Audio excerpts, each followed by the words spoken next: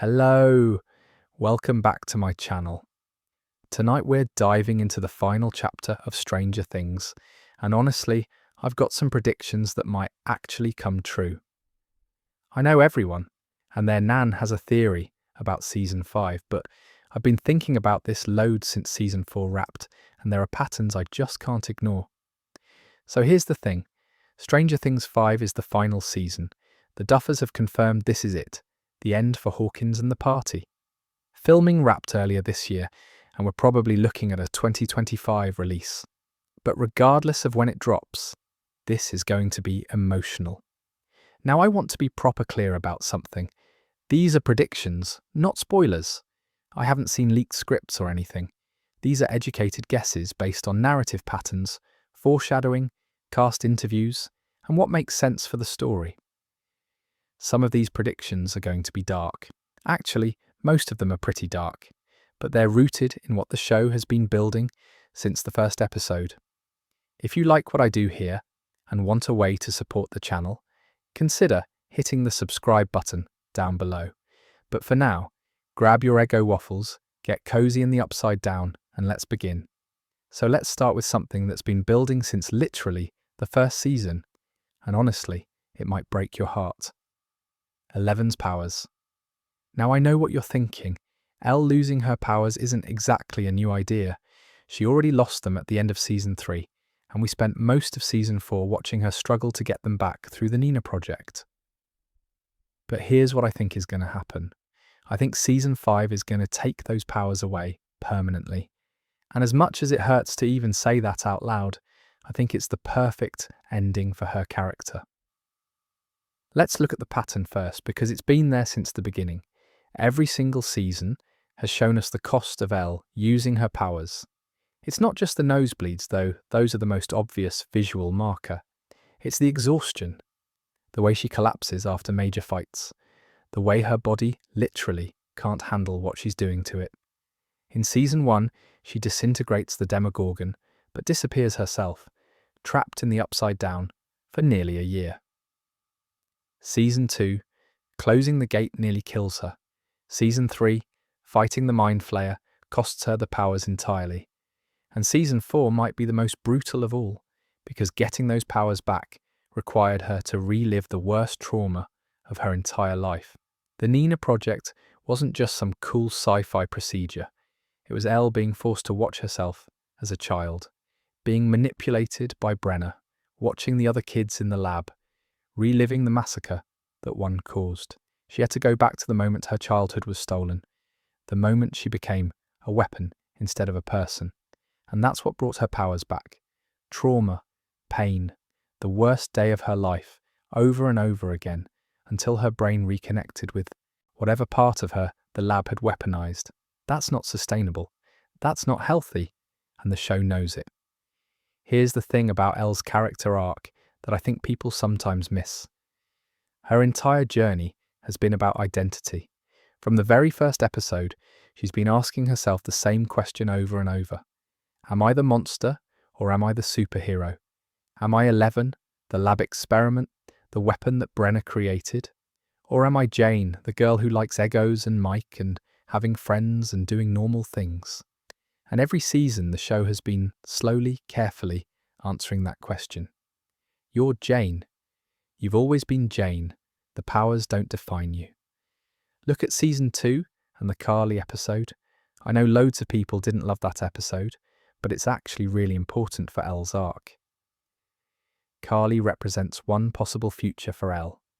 Keep the powers, keep the anger, keep the wound open. Use your abilities to hurt the people who hurt you. Stay 11 forever. Stay the weapon.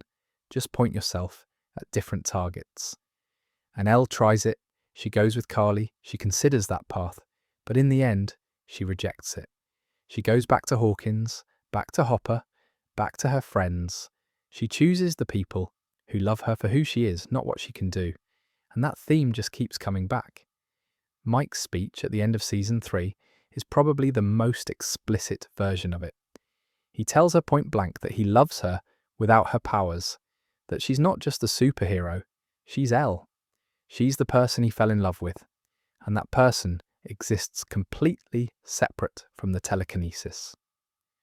Hopper's letter hits the same note. He talks about her becoming her own person, finding out who she is beyond what the lab made her. He wants her to have a normal life, a real childhood, even if it's coming late. Season 4 complicates this, obviously, because she does get her powers back. But look at how the show frames it. Elle is miserable in California. She's being bullied at school. She's lying to Mike about how she's doing. She's lost and struggling. And when Owens shows up offering her a way to get her powers back, she jumps at it. But why? Is it because she misses having abilities, or is it because she feels useless without them? Because she thinks that's the only thing that makes her valuable, the only way she can help her friends, the only identity she has? The show is pretty clear that it's the latter. Elle doesn't get her powers back because she wants them. She gets them back because she thinks she needs them to be worth something. And that's tragic. That's the opposite of growth. That's her falling back into the same pattern Brenner drilled into her as a child. You are what you can do. You are a weapon. You are 11. But there's another layer to this that I think is really important. Elle's powers and Vecna's powers come from the same place. They're both products of Brenner's experiments. Henry Creel became Vecna, and his abilities are basically the same. As Elle's, just more developed and way more twisted. The show draws that parallel really explicitly in Season 4. Elle didn't just have powers because she was special. She had them because Brenner took Henry's blood and replicated the abilities in other children. She's a weapon built from the blueprint of a monster. And I think that connection is going to matter in Season 5, because if Elle's powers are fundamentally linked to Vecna, to the Upside Down, to the worst parts of Brenner's legacy, then keeping those powers means keeping that connection. It means staying tied to the trauma, to the lab, to everything that hurts her.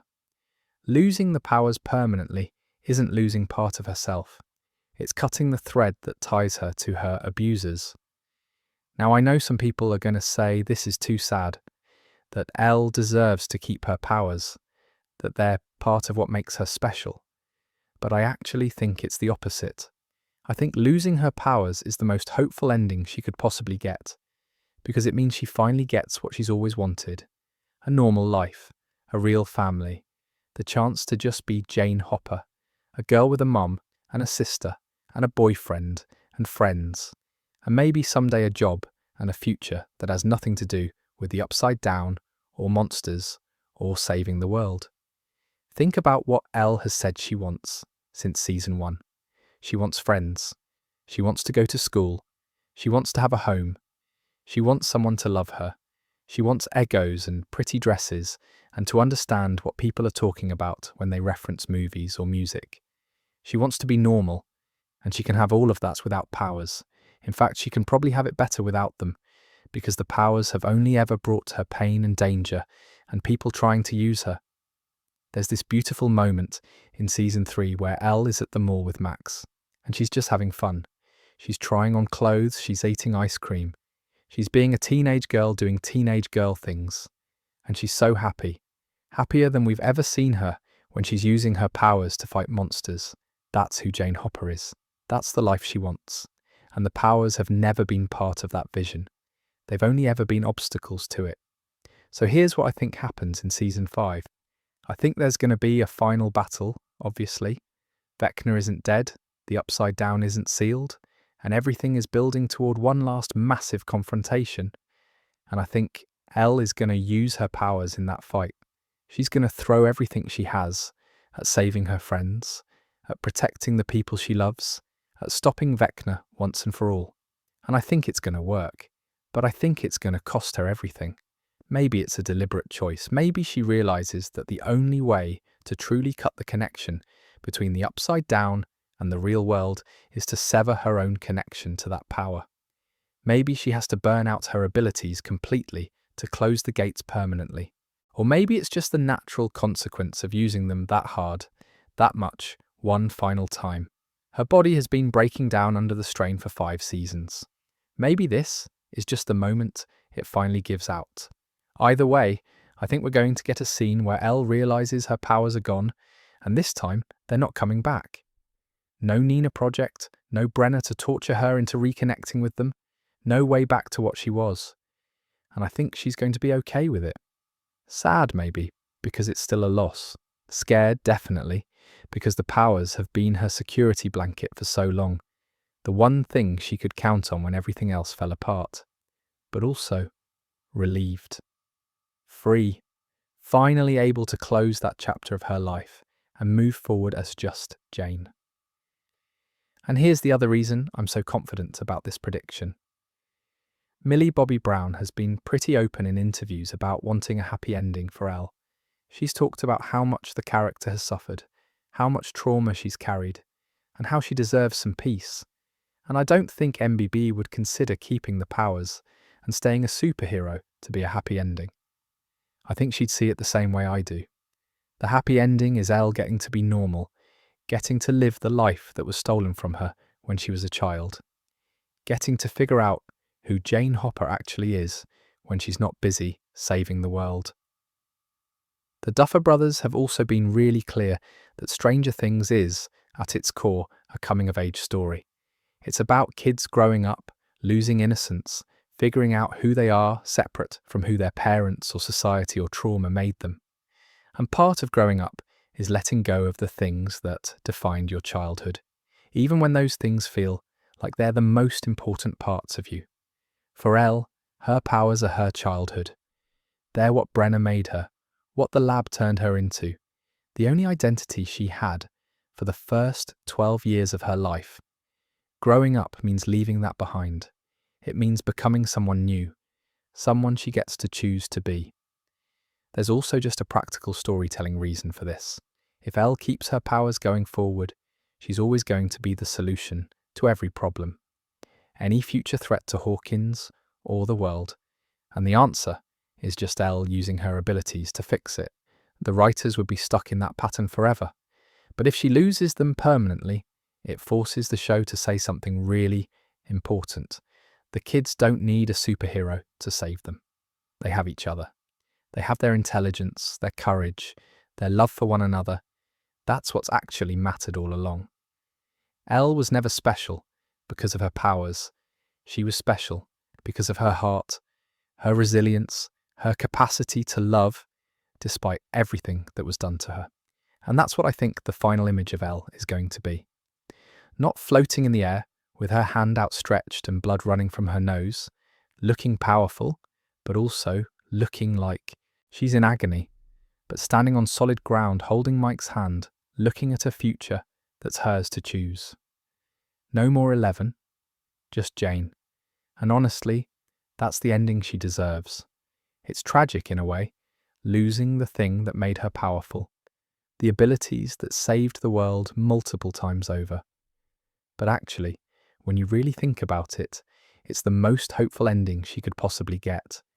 She'd finally just be Jane, just a girl who survived something horrible and came out the other side. No powers needed, no weapons, no experiments, no monsters, just a person, living a life, loved for who she is instead of what she can do. But if Elle loses her powers, who's going to handle the supernatural threats going forward? Well, that brings me to prediction number 2, and honestly, it's the darkest one on this list. Will Byers is getting powers, and they're not going to be the good kind. This one actually scares me a bit, if I'm being honest, because if this prediction is right, we're looking at one of the darkest possible storylines the show could do. But the more I think about it, the more I'm convinced it's where they're heading. Will's connection to the Upside Down has never been properly resolved, and I think Season 5 is going to make that connection way more dangerous than anyone expected. Let's talk about what makes Will unique first, because he's not like the other characters who've had run-ins with the Upside Down. Will Byers spent a full week in that place during Season 1. A week. That's longer than anyone else has survived there. And he did it as a 12-year-old kid with no powers, no weapons, no backup. He was alone in a dimension full of monsters, hiding in Castle Byers, somehow staying alive when by all logic he should have been dead in hours. And that experience changed him. It had to. We saw in Season 2 that he had what they call true sight, these visions where he could see into the upside down, even when he was in the real world. He'd be standing in a field or sitting in a car, and suddenly he'd see the sky turn red, see the mind flayer, see things that nobody else could perceive. That's not normal trauma.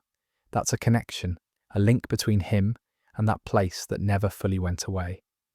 Then there's the possession in season 2, which is probably the most important piece of this puzzle. The mind flayer didn't just attack Will, it chose him specifically, targeted him, got inside him, and used his body like a puppet. And yeah, Joyce managed to burn it out of him in that sauna, and the doctors said he was fine afterwards. But was he really? Because the thing is, we don't actually know what long-term effects that possession might have had. We saw physical evidence of it at the time. His body temperature dropped. He started drawing those tunnels obsessively. He couldn't feel heat or cold properly. Those were physical changes to his body, not just psychological ones. What if burning out the mind flayer didn't remove the connection? What if it just changed it, made it less obvious, more subtle, but still there, still growing? Season 4 gave us a pretty big hint that something's still going on with Will. The neck tingles came back. He could sense when Vecna was active, when the upside down was doing something, even from California. Nobody else had that ability. Elle didn't sense it until she got her powers back. Mike didn't feel anything, but Will did. He felt it physically, in his body, the same way he did when he was possessed. And at the end of season 4, there's that moment in the car where Will tells Mike that he can feel that Vecna isn't dead. Not that he thinks Vecna survived, or that he's worried Vecna might come back. He says he can feel it. He knows. And how does he know? Because he's still connected to the upside down in a way that nobody else is, not even Elle with all her powers. Now here's where it gets really dark. We learned in season 4 that Vecna used to be Henry Creel, who used to be 1, the first child in Brenner's program. And Henry didn't get his powers from experiments. He was born with them, or developed them naturally, or got them from the upside down somehow. The show's not entirely clear on that, but what we do know is that when Elle banished him to the upside down, the dimension itself changed him. It gave him more power, reshaped him, turned him into something more monster than human. What if the same thing is happening to Will? Not all at once, not dramatically, but slowly, over years. He spent a week there as a kid. He was possessed by one of its creatures. He's been connected to it ever since. What if all of that exposure has been changing him on a fundamental level, the same way it changed Henry? There's this theory in the fandom that Will might develop powers similar to Vecna's, and I think there's actually a load of evidence for it. The true sight he has, being able to perceive the upside down when others can't, that's basically what Vecna does. Vecna can see into people's minds, see their memories, their fears, their trauma. He can sense emotions and use them as weapons. Will's been shown to be incredibly empathetic and sensitive, to the point where other characters comment on it. Joyce talks about how sensitive he is, how he feels things more deeply than other people. Jonathan tries to protect him because he's different, more vulnerable. But what if that sensitivity isn't just personality? What if it's the beginning of something else? What if Will is starting to develop the ability to sense other people's emotions, to see into them the way Vecna does, and he just doesn't realise it yet, because it's happening so gradually? And here's the thing that makes this prediction really tragic. Will has spent the last few seasons feeling like an outsider. He's the one who didn't get a girlfriend when all his friends did. He struggled with his sexuality, with feelings for Mike that he can't express, with being different in ways that go beyond just the upside-down trauma. He's been isolated and lonely and desperate to feel normal, to fit in, to be like everyone else. So imagine if, in season 5, he starts developing powers, real, tangible abilities that make him even more different, even more of an outsider. And not good powers like Elle's, where he can protect people and be a hero. Dark powers, invasive powers, the kind that let him see into people's minds, whether he wants to or not, that connect him to the upside down in ways that terrify him. That would be absolutely devastating for his character. There's also the question of what this would mean for the group dynamic. The party has always relied on Elle to handle the supernatural threats. She's the one with abilities, the one who can fight the monsters on their level. But if Elle loses her powers like I predicted, and Will develops them instead, that's a complete role reversal. And it's not a role Will would want. He's never wanted to be special or powerful. He's wanted to play D&D with his friends and draw and live a quiet life. Having powers forced on him, especially dark ones, would be a nightmare for him. I think Season 5 is going to centre Will's story in a way the show hasn't since Season 2, and I think it's going to be about him fighting against this corruption.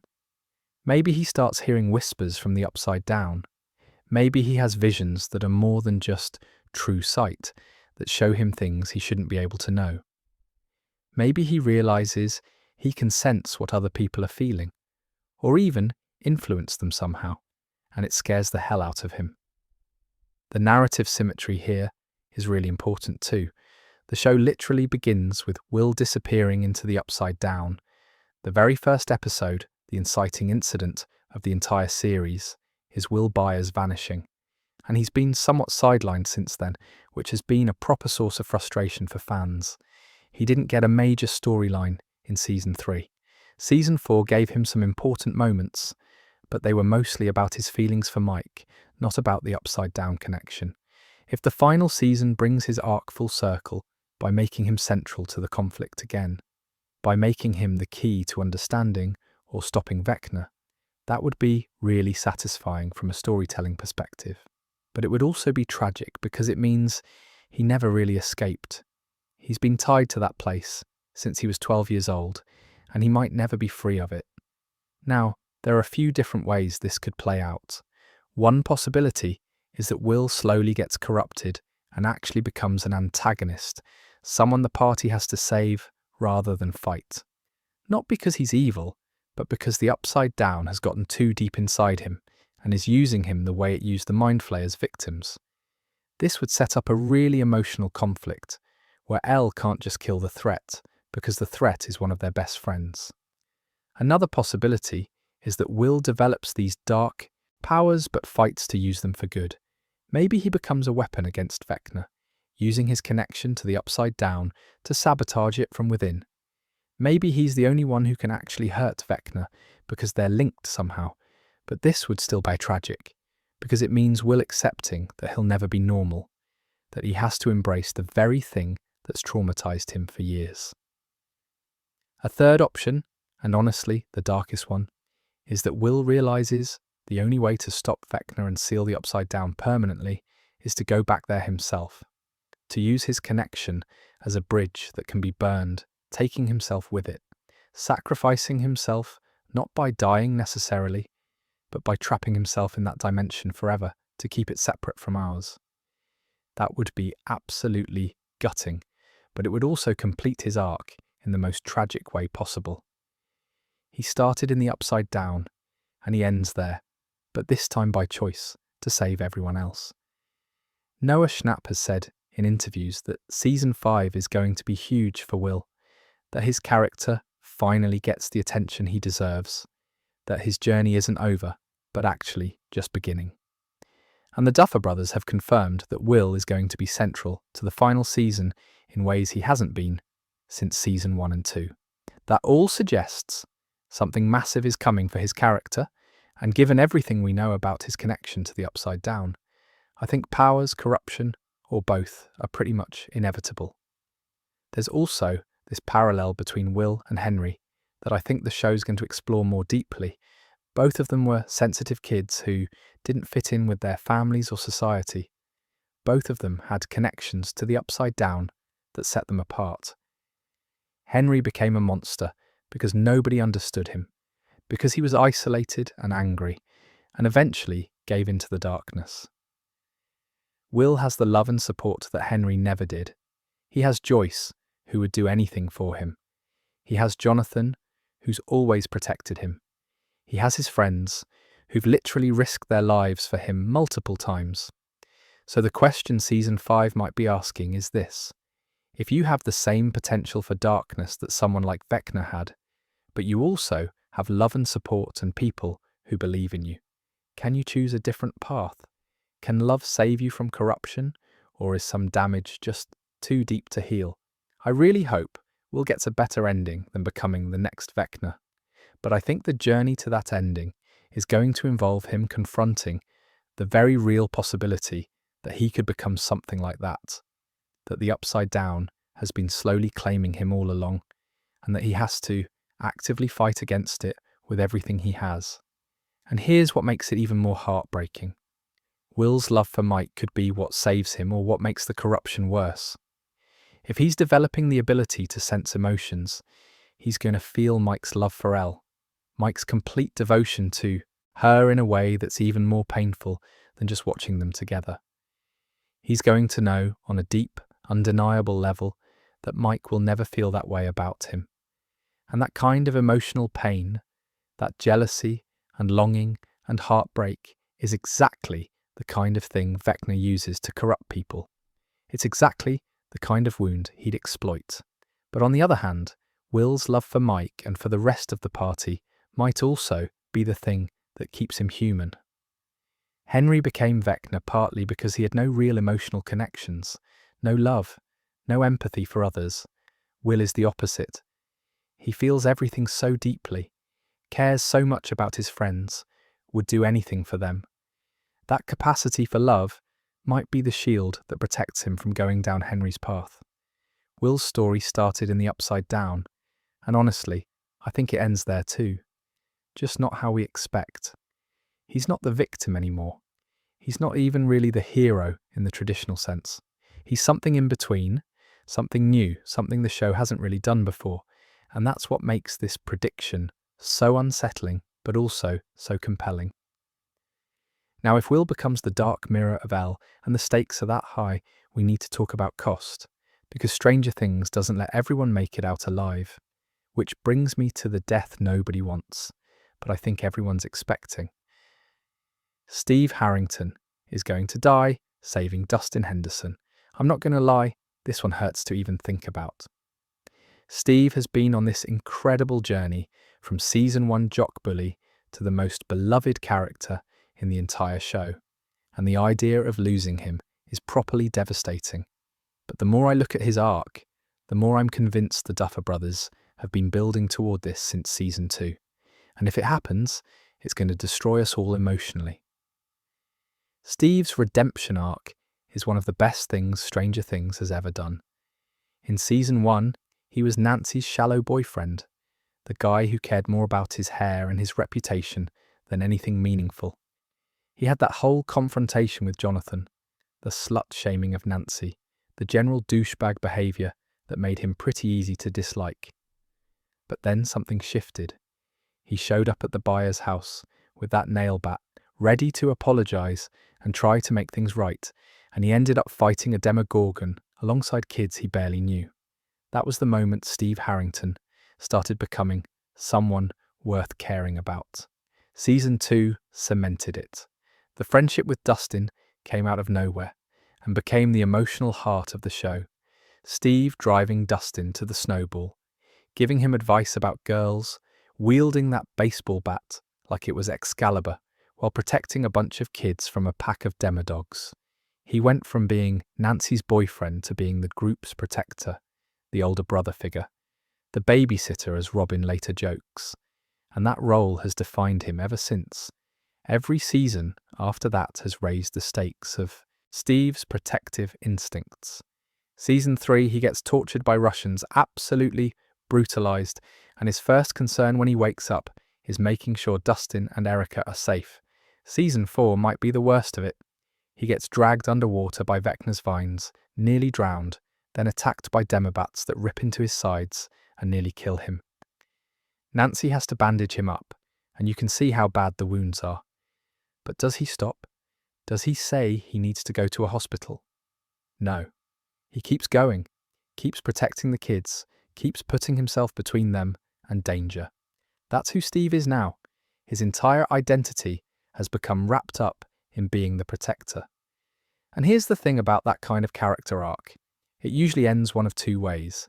Either the character gets their happy ending and rides off into the sunset, or they make the ultimate sacrifice. And I don't think Steve's getting the happy ending. Let's talk about why. First, there's the Steve and Nancy situation. For 3 seasons, there was this question hanging over the show about whether Steve and Nancy would get back together. Season 4 even teased it a bit, with those moments in the Upside Down, where it seemed like old feelings were resurfacing, but then Nancy chose Jonathan again. And while that was painful for Steve, it also gave his character closure on that front. He's not pining after Nancy anymore. He's moved on. That romantic storyline is done. Then there's Robin. The platonic soulmate relationship between Steve and Robin is beautiful. And season 3 made it clear that's all it's ever going to be. Robin is gay, Steve respects that completely, and they've built this friendship that's probably the healthiest relationship Steve has ever had. He's not alone anymore. He's not the lonely popular kid who doesn't really have anyone. He has Robin, and she has him, and they're okay. So both of Steve's major emotional arcs have reached completion. He's found closure with Nancy. He's found genuine friendship with Robin, which means from a storytelling perspective, there's not a lot of places left for his character to go, and that's usually when shows decide it's time for a character to make their exit. But the real evidence for this prediction comes from Steve's relationship with Dustin, because that bond is the purest, most unconditional relationship in the entire show. From the moment they became friends in season 2, Steve has been absolutely devoted to keeping Dustin safe. And Dustin looks up to Steve more than anyone, even more than Mike in some ways, because Steve represents the person Dustin wants to become. Confident, brave, someone girls like, someone who protects his friends. There's this running theme throughout the series where Steve explicitly says he won't let anything happen to these kids. He says it in season 2 with the demodogs. He implies it in season 3 with the Russian torture. Season 4 has him taking hit after hit and just getting back up because the kids need him. Every near-death experience gets a little bit closer to actual death. The show has been testing how much damage Steve can take, how far he'll go, and the answer every time is all the way. He'll go all the way, and then there's that scene in season 4 where Steve talks about his dream future. The RV, the 6 little nuggets, road tripping across America with a bunch of kids. It's such a specific, detailed vision of the life he wants. And in television, when a character describes their perfect future in that much detail, it's usually because they're not going to get it. It's the show telling you what this person wants most, right before taking it away from them. That speech wasn't just character development, it was foreshadowing. Dustin, on the other hand, has this incredibly bright future ahead of him. He's brilliant. He's going to go to a good university, probably MIT or somewhere similar, and he's going to do something important with his life. He's got Susie, he's got his mum, he's got this whole path laid out that's full of potential. Steve's future is way more uncertain. He's working at Family Video, which is a dead-end job. He doesn't know what he wants to do with his life, beyond the vague dream of having kids someday. His purpose right now is protecting the party, and especially Dustin. From a narrative standpoint, Steve sacrificing himself to save Dustin makes perfect sense. The mentor dies so the student can live. The protector makes the ultimate act of protection. Dustin survives and gets to have that bright future, but he has to carry the weight of Steve's sacrifice with him. It's tragic, it's devastating, but it's also the completion of Steve's arc. He started the show as someone selfish, and he ends it by giving everything for someone else. Now let's talk about how this could actually happen, because I've thought about this way too much, and it's going to wreck me when it does. I think we're looking at a final battle scenario, probably in the Upside Down or at one of the gates. The party's separated, things have gone wrong, and Dustin ends up in serious danger. Maybe he's cornered by Upside Down creatures, or maybe he's trying to complete some crucial task that'll help them win, but he's vulnerable while doing it. Steve sees what's happening. He's probably already injured at this point because he always is. But he doesn't hesitate. He never hesitates when it comes to these kids. He makes a choice, the same choice he's been making since season 2. He puts himself between Dustin and the danger. He buys Dustin time to escape, or finish the task or get to safety, and it costs him everything. I think he's going to be mortally wounded but keep fighting anyway, because that's what Steve does. He got up after the Demabat attack. He kept going after the Russian torture. He'll keep going this time too, until he physically can't anymore. And I think the moment he finally goes down, Dustin is going to be there. Not the rest of the party, not Nancy or Robin, just Dustin, the person Steve cares about most, the kid he's been protecting for 3 seasons. And this is where it's going to parallel Eddie's death from season 4, except infinitely worse, because Eddie was a new character. We only knew him for 1 season. His death was sad, and Dustin's reaction to it was heartbreaking, but it didn't have years of investment behind it.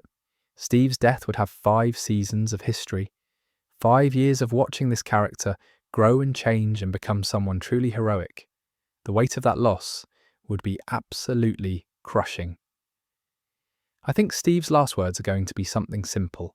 Maybe a callback to one of their earlier moments.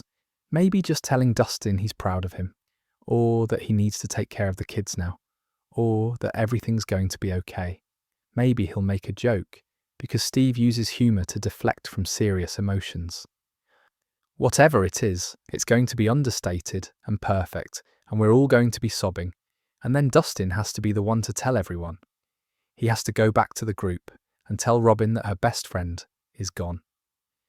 He has to tell Nancy that her first love, the guy who never stopped caring about her, even after she broke his heart, is dead. He has to tell the kids that their protector, the babysitter, the guy who always kept them safe, didn't make it. That scene alone is going to be devastating. There's also the question of what happens after.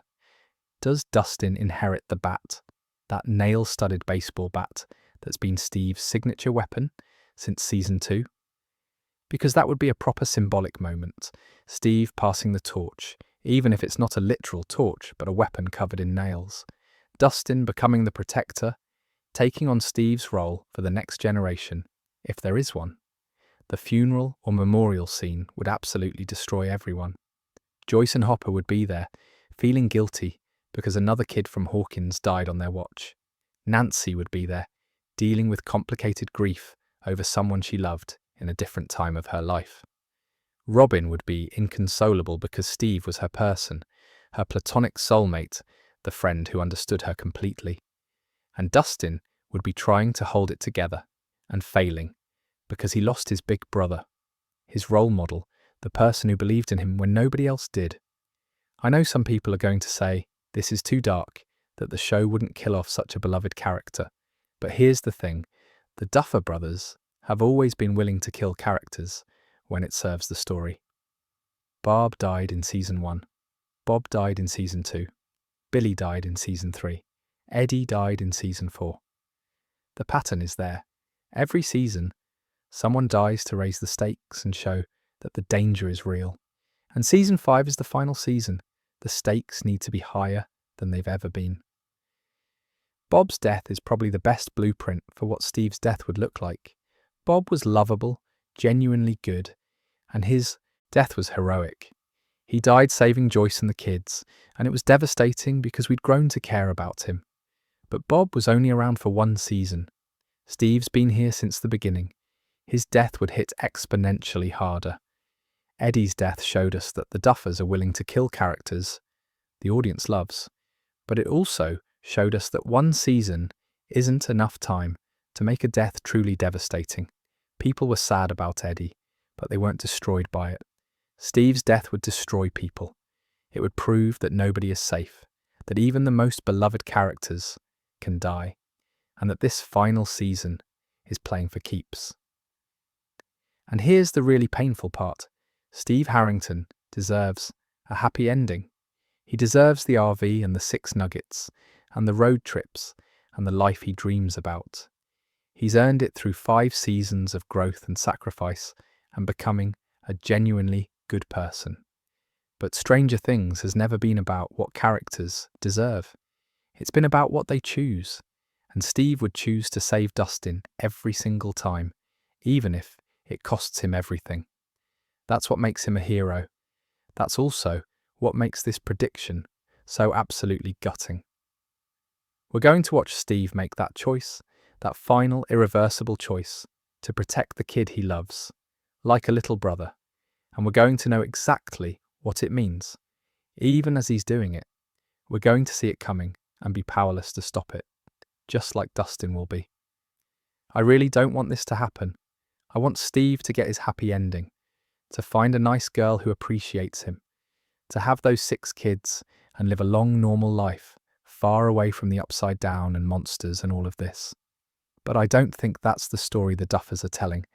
I think they're telling the story of a boy who became a man by learning to put others before himself, and whose final act is the ultimate expression of that growth. Steve Harrington started Stranger Things as someone you could take or leave. He ends it as someone whose death would break the hearts of millions of viewers. And honestly, that might be the most successful character arc in the entire show. But here's the thing. If Steve dies protecting the kids, and Will is corrupted, and Elle loses her powers, who's protecting Hawkins itself? That brings me to something that's been hiding in plain sight since season 4. The town itself. Hawkins is already gone. We just haven't admitted it yet. I'd actually be proper shocked if Hawkins is still standing by the end of season 5. And I don't mean damaged or changed or struggling to recover. I mean gone. Destroyed, abandoned, quarantined, uninhabitable. Because if you look at what season 4 left us with, there's no coming back from that. The cracks are already there. They've been spreading since 1983. And I think the final season is going to show us that you can't just keep patching dimensional rifts and expect everything to go back to normal. The season 4 finale didn't just open a gate. It opened 4 massive gates in a cross pattern right through the centre of Hawkins. These aren't the small tiers we saw in previous seasons that could be hidden or contained. These are huge rifts splitting the town apart. And they're not closing. The upside down is bleeding into the real world. You can see it in the final shots of season 4. The sky turning red, ash falling like snow, the temperature dropping, upside down vegetation starting to grow in the real world. The town is already half infected, and the thing is the government can't cover this up anymore. For 4 seasons, they've managed to keep Hawkins' weirdness mostly under wraps. Close the lab, spin some stories, pay off some families, keep it contained. But you can't hide 4 giant glowing rifts tearing through a town. You can't explain away the ash and the red lightning, and the fact that half the population has evacuated. The secret is out.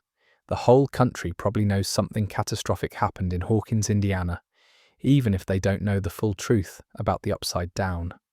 What's wild is that the show has been building to this since the very beginning. Every season, the threat gets bigger and the damage gets worse. Season 1 was 1 gate, 1 monster, 1 missing kid.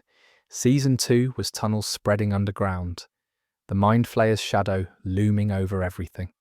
Season 3 was the gate reopening, the Mind Flayer possessing dozens of people, a giant flesh monster rampaging through Starcourt Mall. Season 4 was Vecna killing 4 people to create 4 permanent gates that can't be closed. The escalation is obvious. You can't go back to small-scale threats after that. Season 5 needs stakes that are higher than anything we've seen, and the ultimate stake is the complete destruction of the place where it all began. There's also the fact that if you think about it logically, Hawkins shouldn't be salvageable. The town has been ground zero for upside-down activity for years. The entire area is contaminated on a fundamental level. There are tunnels running underneath it, connecting to the upside down. There are gates that have been opened and closed multiple times, weakening the barrier between dimensions. And now there are 4 massive rifts that are actively spreading. Even if the party manages to defeat Vecna and stop the immediate threat, how do you fix that kind of damage? How do you repair reality itself when it's been fractured this badly?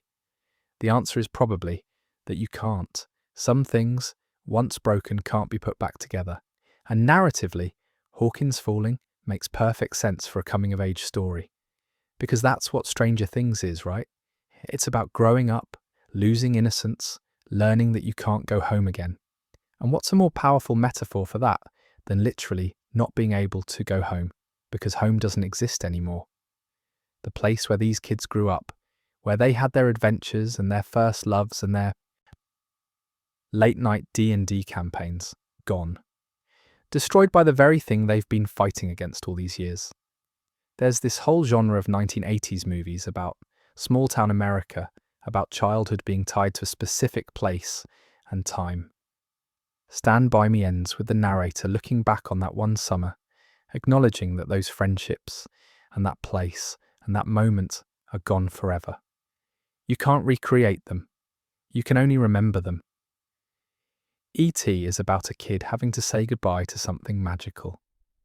The Goonies is literally about kids trying to save their homes from being destroyed and demolished. And even though they succeed in the movie, the real message is about holding on to memories of a disappearing childhood. Stranger Things has always been a love letter to that kind of 1980s nostalgia. The whole show is about looking back at a version of America that doesn't exist anymore. A time when kids could bike around town without supervision, when communities were smaller and tighter knit, when life felt simpler even if it really wasn't. And the most painful thing about nostalgia is eventually accepting that the place you're nostalgic for is gone. Maybe it never existed quite the way you remember it. Maybe it changed. Maybe it was destroyed. I think that's what Season 5 is going to be about. The party fighting not to save Hawkins, because Hawkins is already lost, but to contain the damage, to stop the upside down from spreading beyond Hawkins to the rest of the world. The final battle isn't about preserving their hometown. It's about accepting that their hometown is gone and making sure the rest of the planet doesn't follow. Think about what that means for the characters. Mike's house, where they played D&D in the basement for years, gone. The Palace Arcade, where they spent every weekend, gone. Hawkins High School, gone. The video store where Steve and Robin worked, gone. Every location that's been important to the story, every place that holds memories for these kids, all of it destroyed or abandoned or so contaminated that nobody can ever go back. Joyce has already lost so much. Her house has been a target multiple times. She lost Bob. She thought she lost Hopper. And now she's going to lose the town itself. The place where she raised her kids, where she built her life. Hopper's cabin, the place where he and Elle finally got to be a family, probably doesn't exist anymore either. All those memories, all those safe spaces wiped out. And the kids are going to be forced to scatter. Because if Hawkins is gone, if it's quarantined or evacuated or just too dangerous to inhabit, where do they go? They can't all move to the same new town. Their families have to find jobs, find housing, rebuild their lives in different places. The party that's been together since kindergarten is going to be split up geographically, forced apart by circumstances beyond their control. That's devastating, but it's also really realistic. Because that's what happens when you grow up. Your friend group scatters. People move for college or jobs or family reasons. The tight-knit community of childhood breaks apart, and you have to figure out how to maintain those relationships across distance and time, and all the changes that come with getting older. The Byers family moving to California in Season 4 was foreshadowing for this. It showed us what it looks like when the party gets separated, how hard it is to stay connected when you're not physically together anymore. And it was just one family moving. Imagine all of them scattered across different states, different cities, trying to hold on to friendships that were formed in a place that no longer exists. There's also this element of survivor's guilt that would come with Hawkins being destroyed. These kids saved the world, probably multiple times by the end of Season 5, but they couldn't save their hometown. They couldn't protect the place they loved. That's going to weigh on them for the rest of their lives. Every time they think about Hawkins, it won't just be nostalgia for childhood. It'll be grief for a place they lost, guilt over not being able to stop it, trauma from everything that happened there. Now let's talk about what the actual destruction might look like, because I think the Season 4 finale already showed us the beginning. The four gates creating a cross pattern through Hawkins isn't just visually striking, it's symbolic. It's marking the town for death, essentially. And the cross divides Hawkins into four quadrants, which could represent the four gates, the four victims, the four corners of the dimensional breach that can't be sealed. The upside-down vegetation we saw starting to grow at the end of Season 4 is going to spread. Vines, spores, that weird biological matter that covers everything in the upside down. It's going to take over Hawkins like an infection, turning the town into an extension of that dimension. Buildings will decay, the air will become toxic, the temperature will drop to unlivable levels. It won't happen instantly, but over the course of Season 5, we're probably going to watch Hawkins transform from a recognisable small town into something alien and hostile, and the people who haven't already evacuated are going to be forced to leave. There'll be government intervention, probably military presence, containment protocols. Hawkins will become like Chernobyl or one of those other places that are too contaminated or dangerous for human habitation. Fenced off, monitored, studied, but fundamentally abandoned. Maybe in the epilogue, it's a tourist attraction. The site of the dimensional breach. The town that was lost to the upside down. People take photos at the perimeter, but nobody goes in. Or maybe it's covered up even more thoroughly. The government bulldozes what's left, fills in the gates somehow, builds over it, and pretends Hawkins never existed. That would be even more tragic, honestly, because then there's not even ruins to return to. Just empty land where a town used to be, and only the survivors remember what was really there. There's a question of whether the upside down, bleeding into the real world, is limited to Hawkins, or if it's a global problem. Season 4 hinted at international scope with the Russia plotline. If Hawkins is just the epicenter, and other places around the world are experiencing similar breaches, then the stakes are even higher. But I think for the purposes of the story, Hawkins is going to be the main site of destruction. It's where it all started, so it's where it all ends. What's really devastating about this prediction is how it affects the show's whole aesthetic. Stranger Things has always been about warmth and nostalgia, about amber-toned lighting and cozy basements, and the feeling of being a kid in the 80s when everything felt magical. But if Hawkins is destroyed, that warmth is gone. Replaced by cold, by ash, by decay, the show would be acknowledging that you can't preserve that feeling forever. Childhood ends, innocence ends, and sometimes the place where you grew up ends too. I think the final season is going to show us that protecting nostalgia isn't the same as living in it. The characters can't save Hawkins because Hawkins represents a past that's already gone. What they can do is save each other, save the future, make sure that even though they're losing this place they love, they're not losing themselves or each other in the process. And yeah, that's bleak. It's sad. It's not the happy ending where everyone gets to stay in their hometown and nothing really changes, but it's honest. It's true to what the show has always been about, which is growing up and all the painful, complicated, bittersweet things that come with that. Stranger Things has always been about nostalgia. It's about looking back at the 80s, at small-town America, at childhood, with this longing for something that felt simpler and safer and more magical. And the most painful part of nostalgia is accepting that you can't actually go back. The place you're nostalgic for doesn't exist anymore. Maybe it never really did. Maybe it only existed in your memory, in your childhood perception of things. And sometimes you don't just lose access to the past through time and change. Sometimes you lose it because the past is literally destroyed, because the town where you grew up is gone, and all you have left are the memories and the people who shared them with you. That's what I think Season 5 is building toward.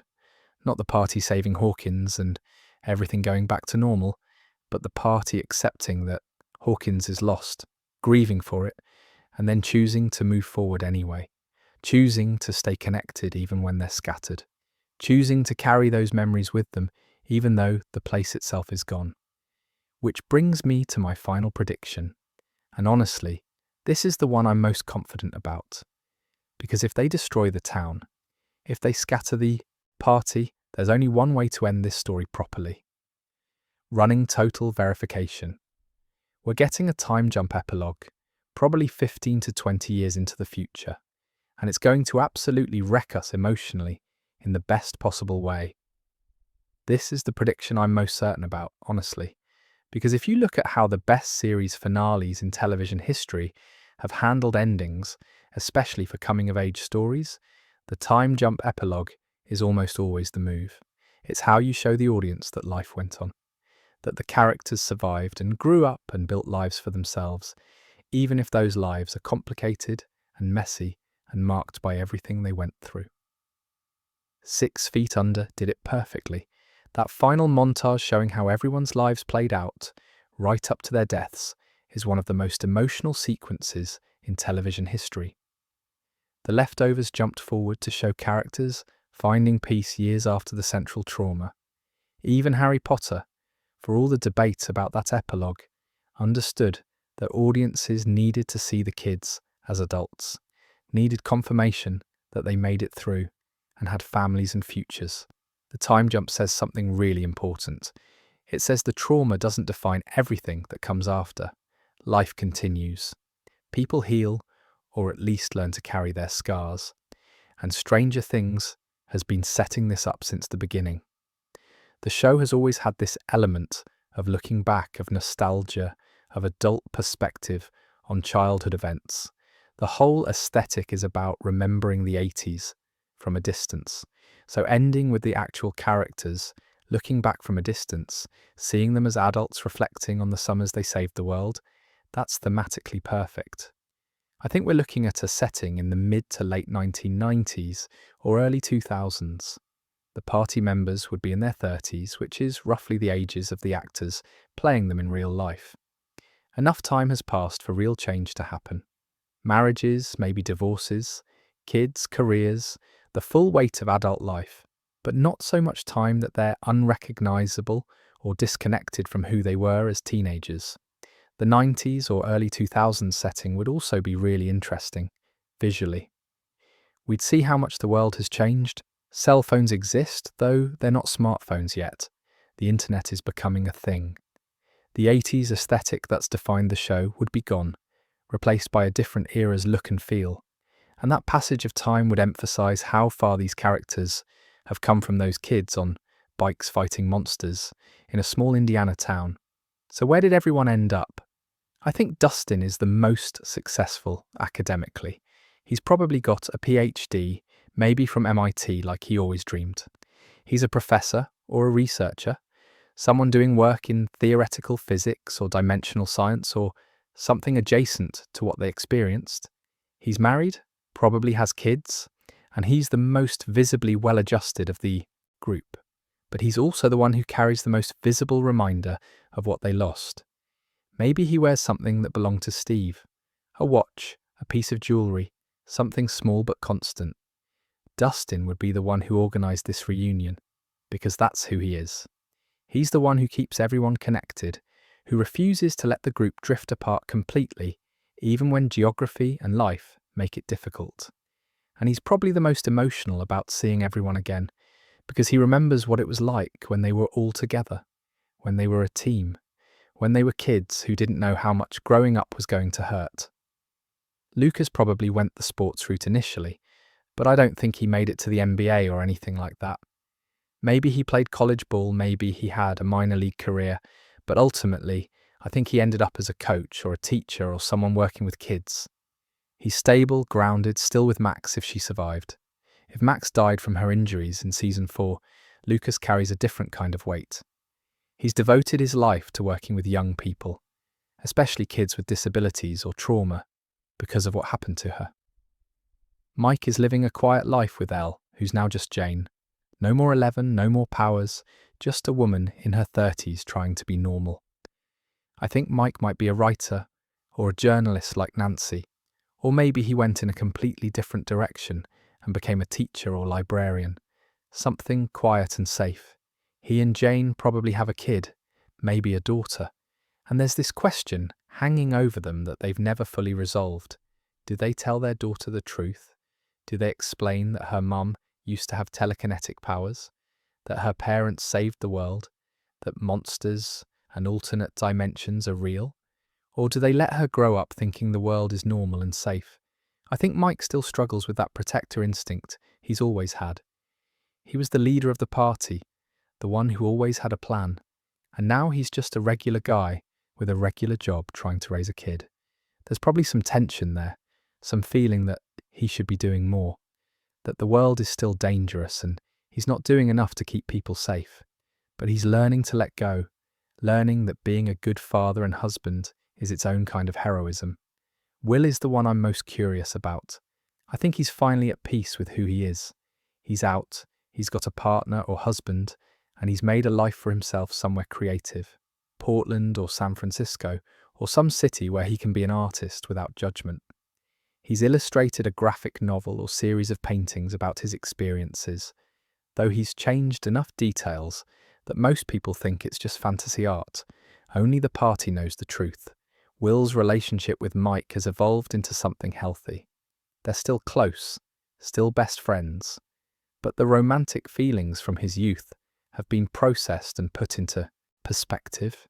He loves Mike, but he's also moved on. He's built his own life, found his own happiness, and seeing Mike with Jane and their daughter doesn't hurt anymore. It just reminds him of how far they've all come. Elle, or Jane as she probably goes by exclusively now, is the most drastically changed. Without her powers, she's had to figure out who she is from scratch. I think she works with people in some capacity.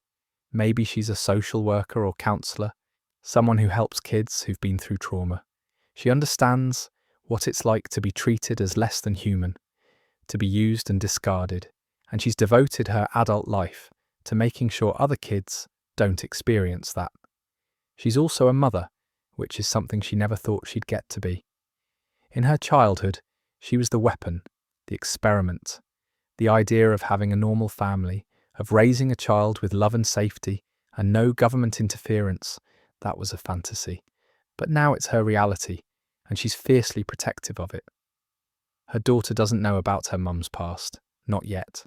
Maybe when she's older, maybe never. Max, if she survived, is probably the most visibly scarred by what happened. Vecna's attack in Season 4 left her in a coma, and even if she woke up, the damage was extensive. She might be in a wheelchair, might be blind, might have lasting neurological effects. But she's also the toughest person in the entire group, and she refused to let her injuries define her entire life. She's an advocate, a writer, someone who speaks about trauma and disability and survival. She and Lucas are still together, still supporting each other through the hard days. If Max didn't survive, her absence defines the reunion.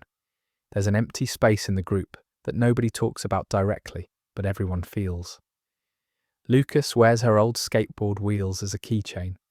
Mike has a photo of all of them from the 80s where Max is laughing. Jane keeps a bracelet Max gave her. The grief is old and familiar, but it never fully goes away.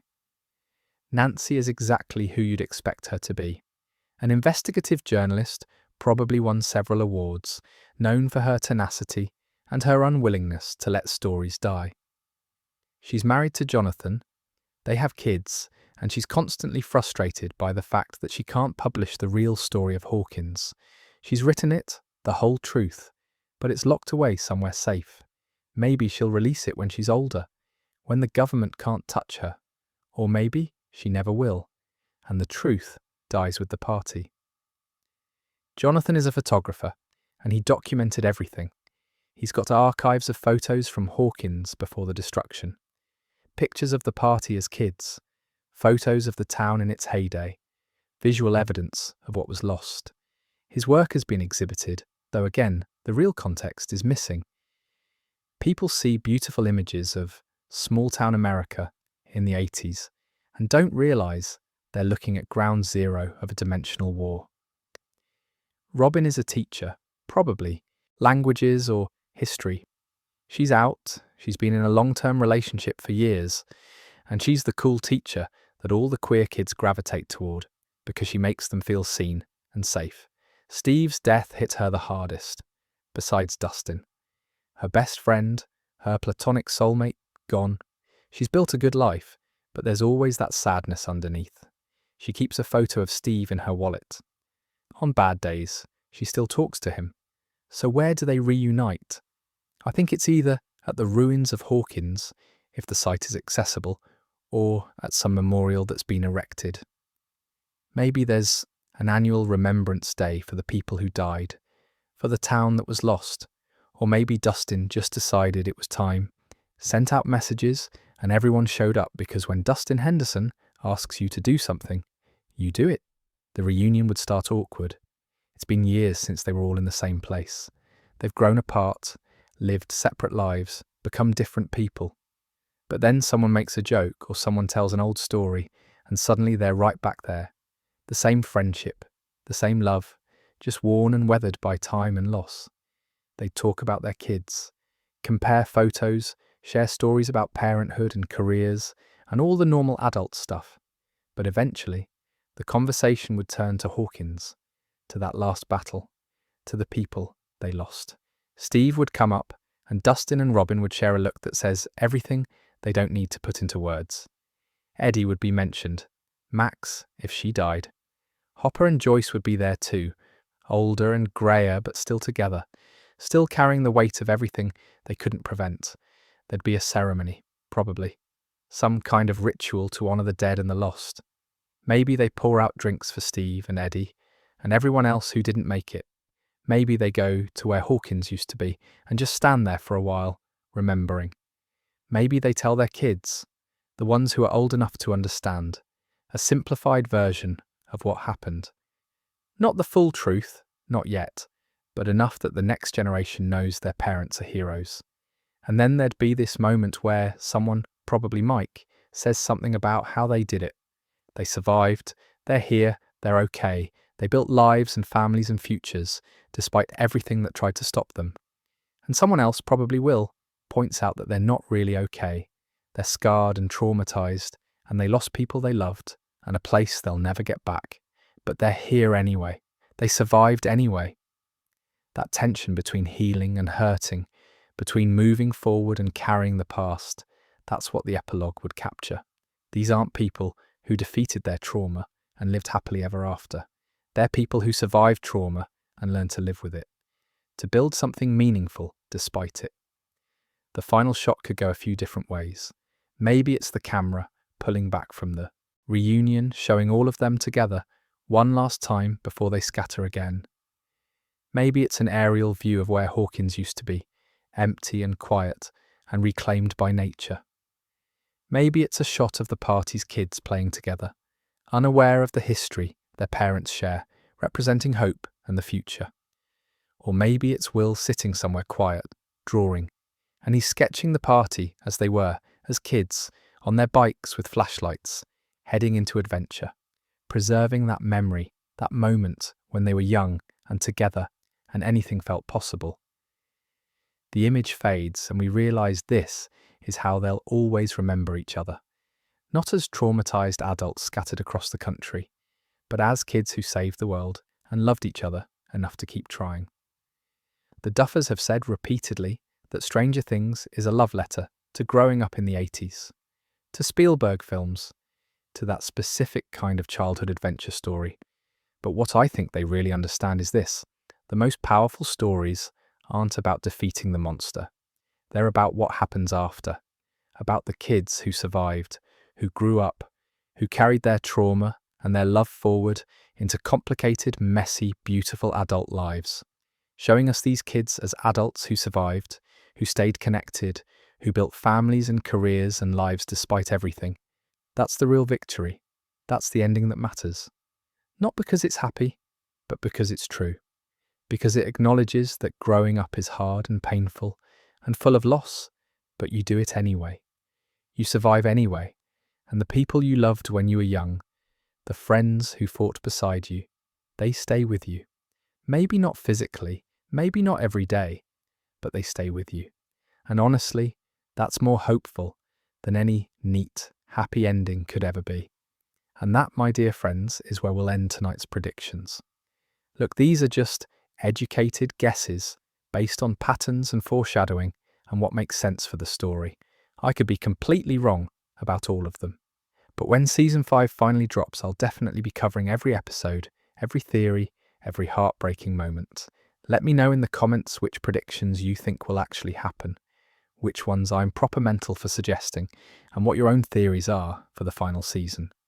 I can't wait to see how this story ends, even if it destroys me emotionally. But until next time, stay safe and sweet dreams.